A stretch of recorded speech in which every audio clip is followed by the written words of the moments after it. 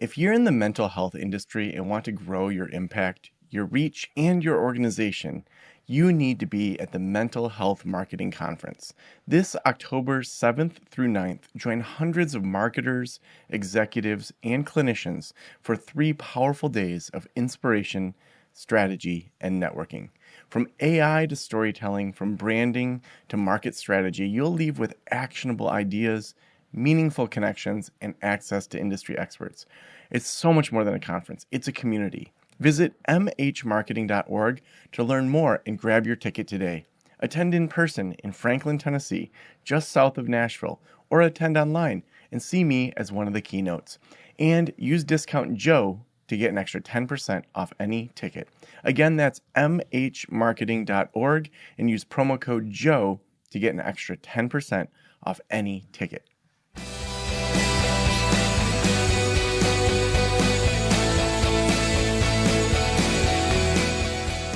This is the Practice of the Practice podcast with Joe Sanok, session number 1246.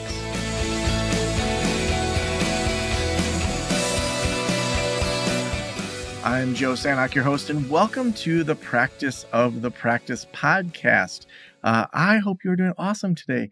We help you build a thriving private practice that you absolutely love, and we talk about all sorts of different things here on the show. Sometimes it's more therapeutic, sometimes it's more business, sometimes it's more just like, what am I doing with my life?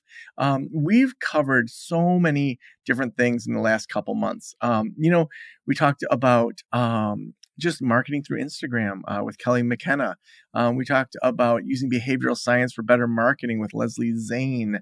We talked about getting top keynotes with Google and Harvard with Dr. Dan Wendler. All sorts of just really interesting things we've been covering throughout this whole summer. So if you missed any of that, go back. We did a podcast takeover where we talked websites in late June. Back earlier in the year, we talked about better mental wellness, marketing. We had a bunch on psychedelics. So, go back. There's a ton of amazing episodes. I'm really excited about today because many of you know that I was in the Boy Scouts, and I'm an Eagle Scout with one palm, a bronze palm after being Eagle. For me, the Boy Scouts was a really positive thing for me and for leadership. I had gone to this Catholic school that was just very sports oriented. I mean, it was like a Friday Night Lights kind of school. And I, contrary to what you all probably believe, was not a huge football guy. I was more of an artist. I was a musician. I played in bands and I played saxophone and liked painting and poetry. And also I was in the Boy Scouts, and I had some really amazing leadership opportunities there.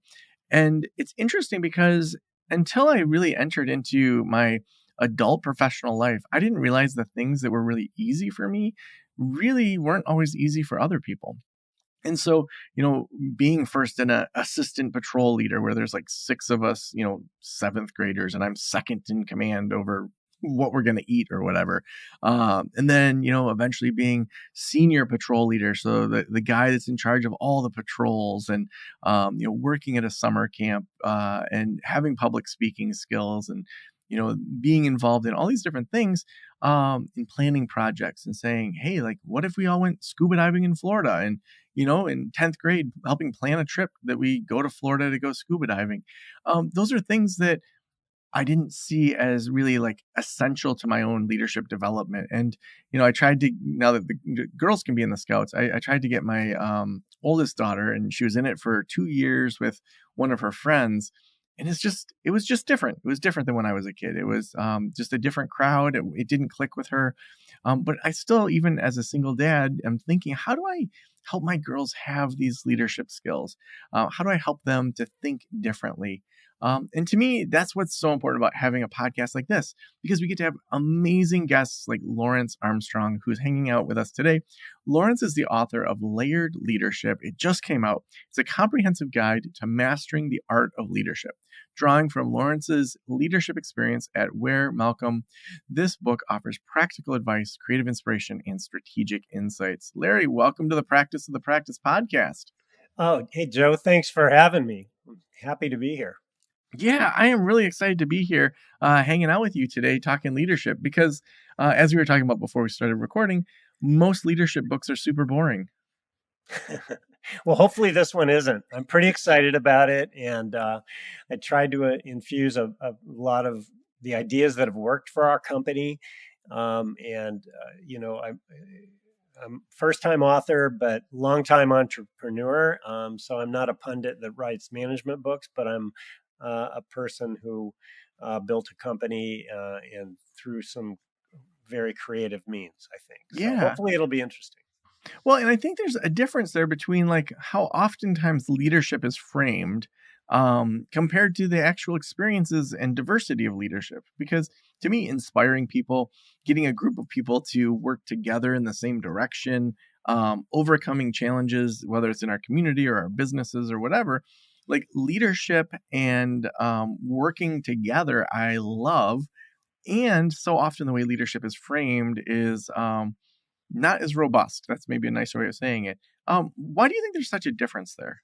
Well, for me, and I can't speak for others, but I think for me, I agree with you. I'm inspired by a lot of things that happen in the world, and I'm inspired by building a team to work together to achieve a goal and overcome obstacles, and using creativity to do that. And I think that that's kind of for me, I'm in a creative field, but I believe everybody's creative. And I think that, everyone's inspired by something. And for me, utilizing anything I'm inspired by and thinking creatively to turn that inspiration into a strategy that helps build an organization is exciting and getting people excited and behind the idea and bought in. Yeah. Tell me some, when you think about your own leadership over the years, like in early leadership, what were some things that you maybe were taught or that for you really helped you see yourself as a leader to like improve your leadership, like any kind of early stage leadership things that were helpful for you? Yeah, I think, this idea that you always are learning, I think is an important um, was an important lesson that I learned early on. That you're always learning, that you're always can get better, that you're going to make mistakes, and that you learn from your mistakes, and that you don't know everything. So I think building a great team around you of great people that are also inspired, I think is is the key to it. You've got to build a great team around you. Yeah, I love that. When you think about kind of what you discovered in writing the book, take us through just some of the discoveries around leadership and some of that creativity in leadership. Well, when I set out to write the book, I did kind of an outline of kind of some of the concepts that have helped us be successful. And as I started to look back of what we discovered was, I talked about these inspirations, and I've been inspired by a vast kind of different types of inspiration. And I think about my inspirations in a way as an architect, and as an artist. I think about the world in layers and synthesized layers, and so building an idea on top of another idea, but synthesizing them over time. And so, I've drawn inspiration from, for example, Leonardo da Vinci. He's the ultimate whole brain thinker. He was a great artist, but also a great military engineer, a great business developer. He kept himself in great shape. He ate right. He was always curious about everything all the time. And so he explored different things and built upon his weaknesses and never stopped learning his entire life. And so I draw a great deal of inspiration from him and how he put his knowledge to use. And so that's one example.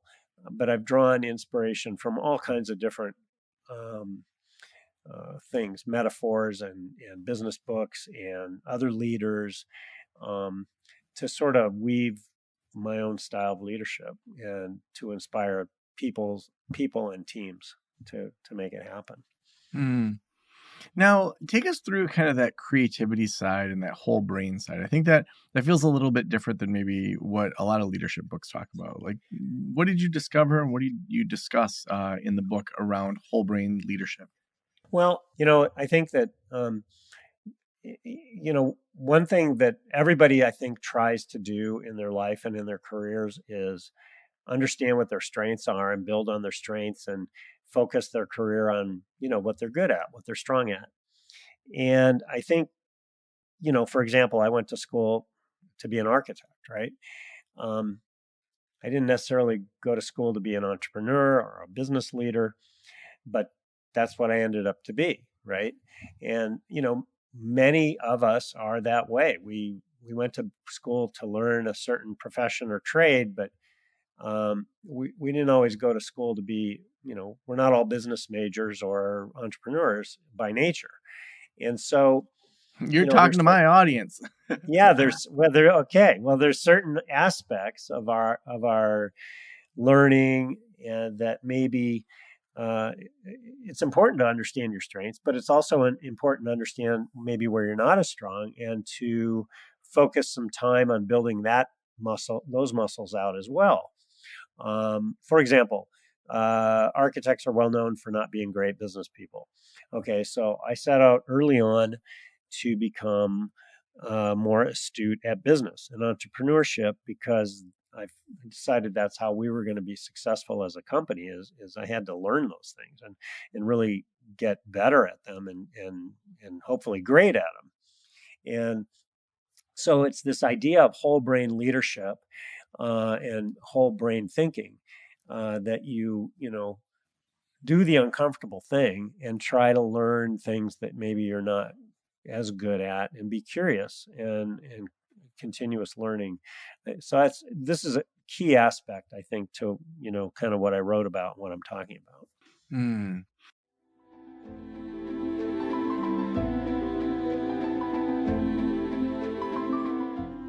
Do you want to expand your private pay caseload? Check out Thrizer.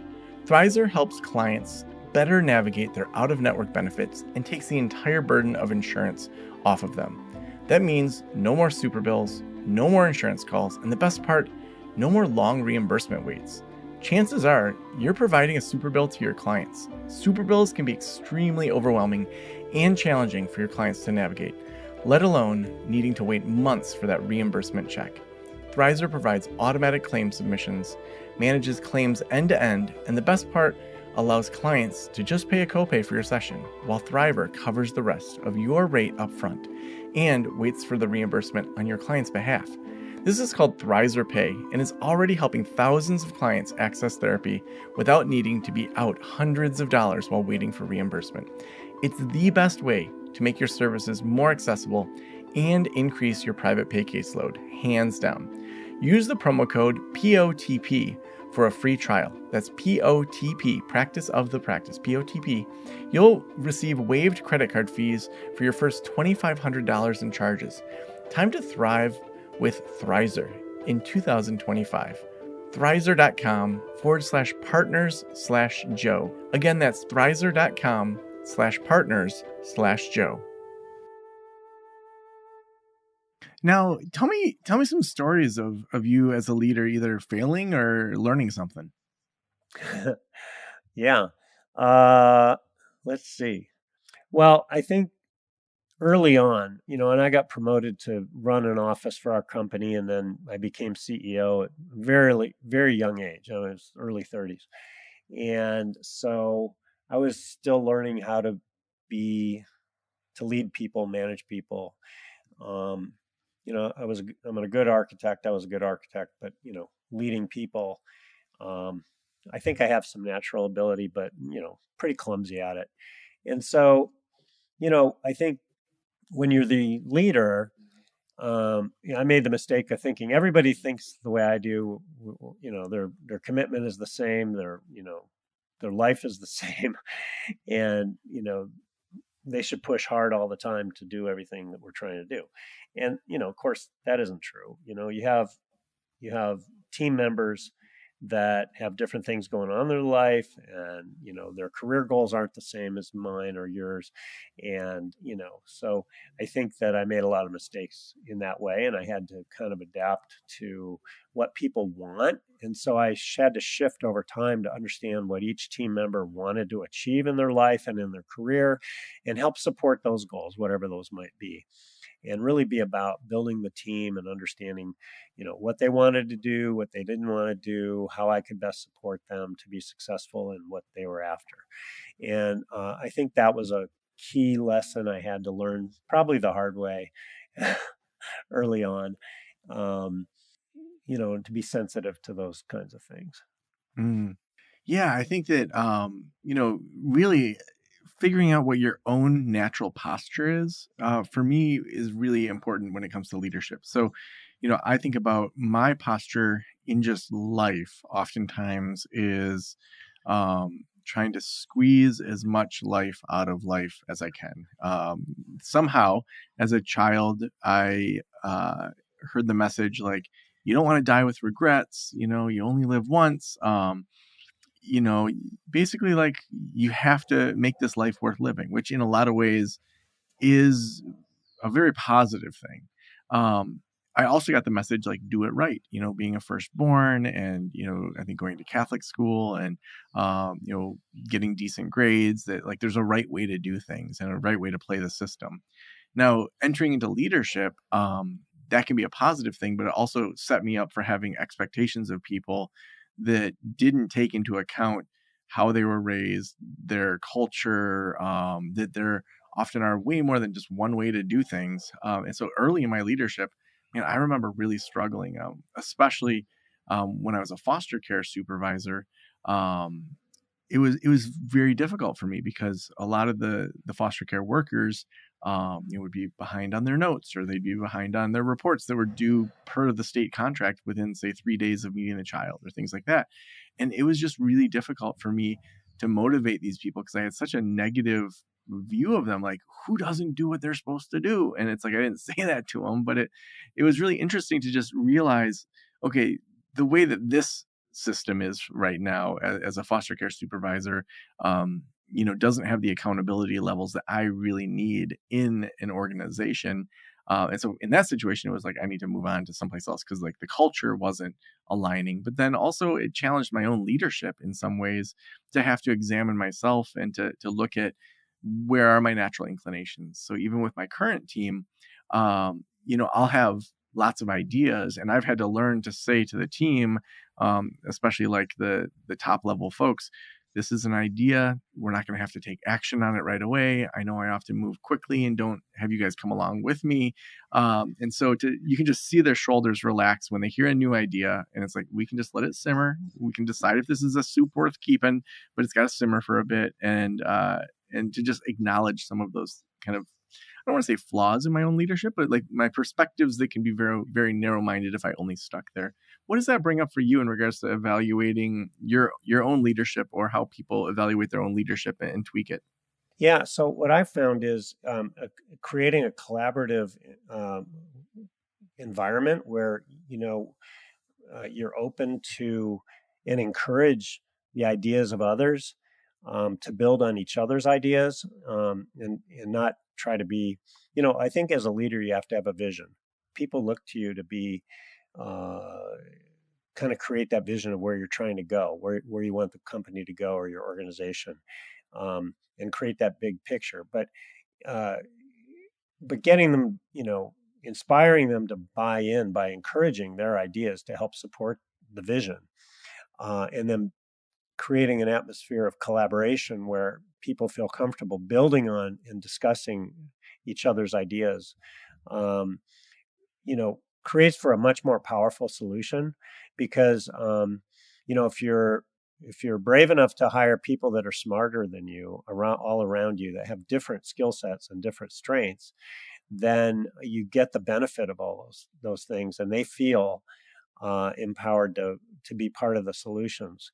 And so that's really been a key aspect to building our company, really from the at our executive team level, but all the way through the company. Now, I think that what I've heard from a lot of my consulting clients as they grow in their own ability to lead is like nobody can do it like me. How do you challenge that idea? Yeah, I think that, there's I have a, yeah, I really do challenge that idea. I think that as opposed to, thinking you know everything, which nobody does. So acknowledging that, I think, is a big key. Uh, it's a nuance because as the leader, you should always be thinking way out ahead of your company. You need to be out ahead of it all the time, thinking about what's next and what's next after that, and what the pitfalls could be, and sort of trying to anticipate um, challenges. But empowering your people to help define how you're going to get there.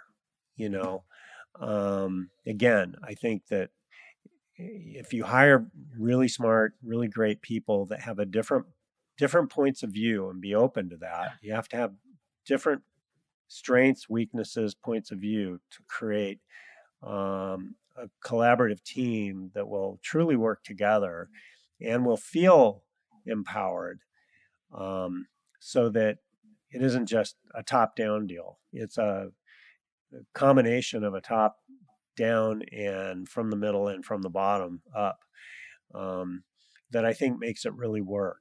And you have to be willing to allow that as a leader. I think that's a key to leadership.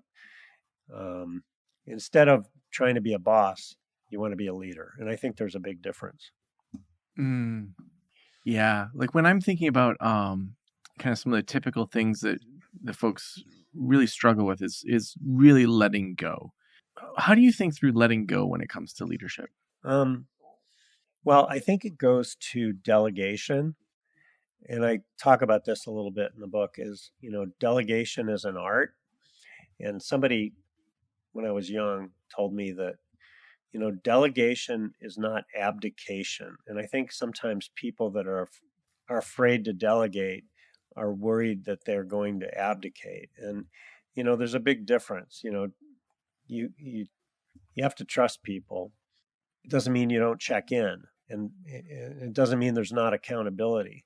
There is, but if people feel like you trust them and you value their contributions, then it becomes easier to delegate, and it frees up the leader to think about more big picture ideas and prevent themselves from being in the weeds. Because people that have a hard time delegate find themselves in the weeds, and then they lose the vision. They're not out in front of their company, they're in the details, and there's always a reason why they have to be in the details.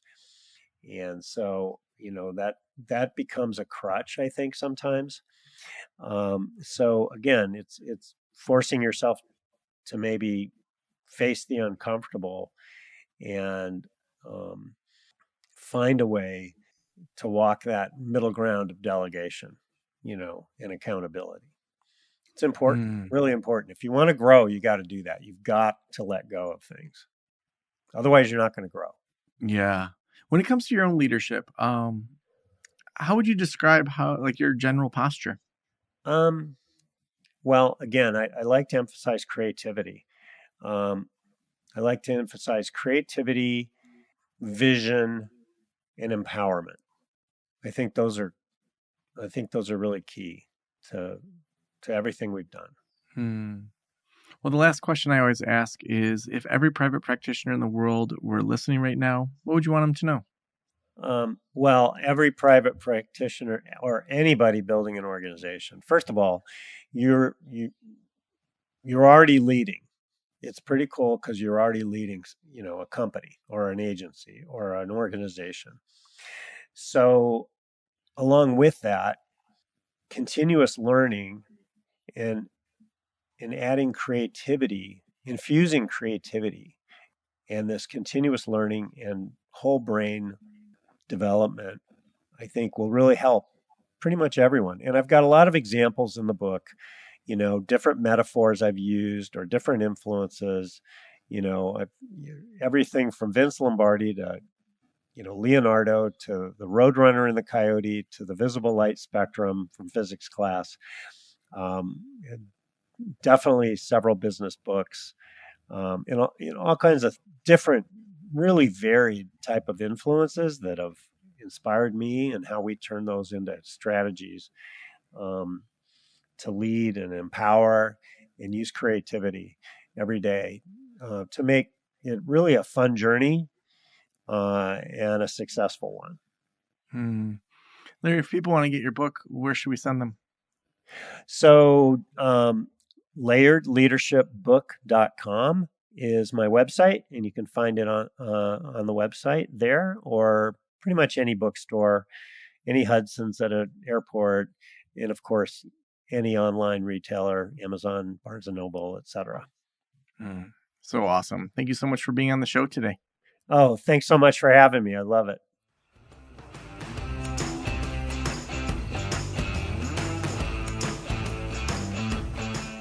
Well, I'm interested to hear about your own leadership. What has worked for you? What are you working on? We'd love for you to comment on one of our posts on Instagram or send us a message. Let us know how you're doing. We would love to hear more about your own leadership and where you want to continue to grow. We couldn't do this show without our sponsors, and Thrizer is our sponsor for today's episode. If you're doing private pay and you are sick of super bills, you're sick of insurance calls, you're sick of reimbursements, any of that, I want to tell you all about Thrizer. Make sure you check them out, because Thrizer is an amazing way to automate your claim submissions, manage claims end to end, and the best part is people can pay their copay for your sessions all within it. Head on over to thrizer.com/partners/Joe. Again, that's thrizer.com/partners/Joe, and they're going to waive the first $2,500 in credit card fees. So it's awesome. Use promo code POTP for the free trial. Again, that's thrizer.com/partners/Joe. Thank you so much for letting me into your ears and into your brain. Have a great day. We'll talk to you soon. Special thanks to the band Silence is Sexy for that intro music. And this podcast is designed to provide accurate and authoritative information in regard to the subject matter covered. It is given with the understanding that neither the host, the producers, the publishers, or guests are rendering legal, accounting, clinical, or other professional information. If you want a professional, you should find one.